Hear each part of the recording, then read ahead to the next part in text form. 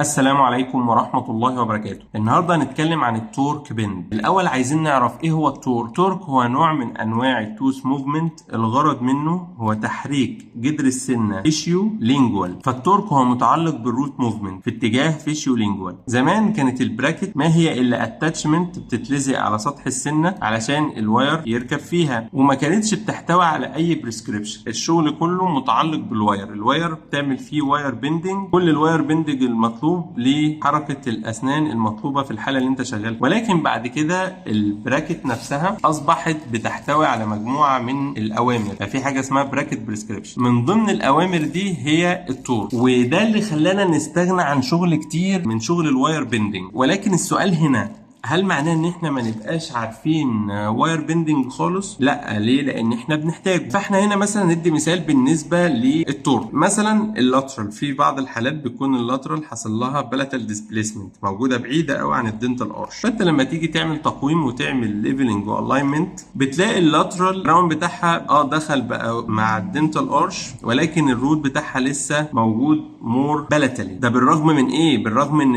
انك انت خلاص حصل فول اكسبريشن للتورك، انت خلاص وصلت لاعلى حاجه في التورك اللي موجود في البراكت، بس لسه الروت بتاع اللاترال موجود مور بلاتالي. مشكله زي دي ليها اكتر من حل. من ضمن الحلول دي انك انت تعمل نيجاتيف روت تورك في اللاترال دي اللي هي كانت موجوده مور بلاتالي. نيجاتيف روت تورك يعني بتطلع الروت في اتجاه الليبيال، اكنك عايز تطلع الروت بره البون. انما البوزيتيف روت تورك انك انت بتدخل الروت توارد البلد. خلينا نشوف ازاي بنعمل حاجه زي كده. الموضوع بسيط خالص. بنحتاج ماركر ده اساسي معانا في شغل الواير بيندنج، وعندنا توركينج بلاير بيكون بالشكل ده، وبيكون معاه الكي دي. في منها مقاسات. هنا المقاس اللي معانا هنا دي 18 من الألف من الانش، وهنا 22 من الألف من الانش. طبعا دي ريليتد للسايز بتاع الواير. بالمناسبه طبعا لازم عشان يحصل اكسبريشن للتورك لازم توصل لهيفي ريكتانجولار ستانلس ستيل واير. خد هنا مثال الليفت سنترال، بتعلم ميزيال وديستال ليها. احنا هنا عايزين نعمل تورك بند في السنترال دي، هنعلم ميزيال وديستال ليها.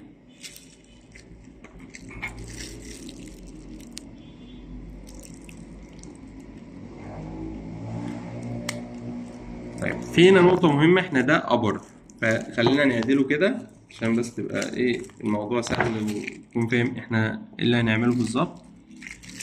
ماشي. انا بفضل انك انت لما تيجي تمسك بالبلاير امسك من بره، مش ناحية القرش كده من جوه، لا من بره امسكه كده. امسك الواير بالشكل ده كده.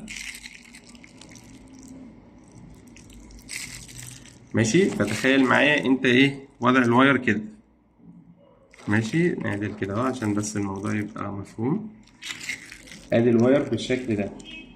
طيب وادي دي الكي اللي احنا شغالين بيه، اللي هنعمل بيها تورك بند.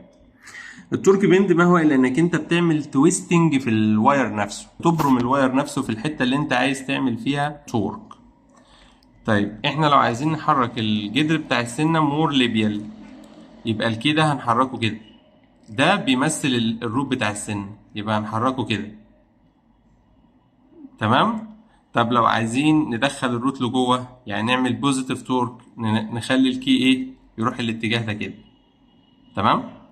يبقى نيجاتيف كده، بوزيتيف كده، عشان الموضوع يبقى سهل وما تتلخبطش.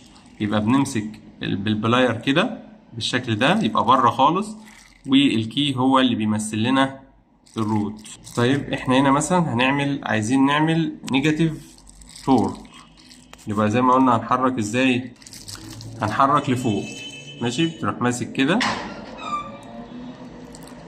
وتبدأ تعمل تويستنج في الواير بالشكل ده كده 45 درجة كده اهو.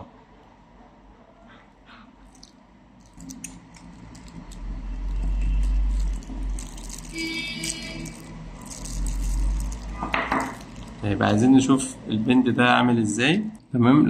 لو تلاحظوا هتلاقي فيه تويستنج في الواير في المنطقة اللي فيها البراكت بتاعة السنترال. هنركب الواير بالشكل ده.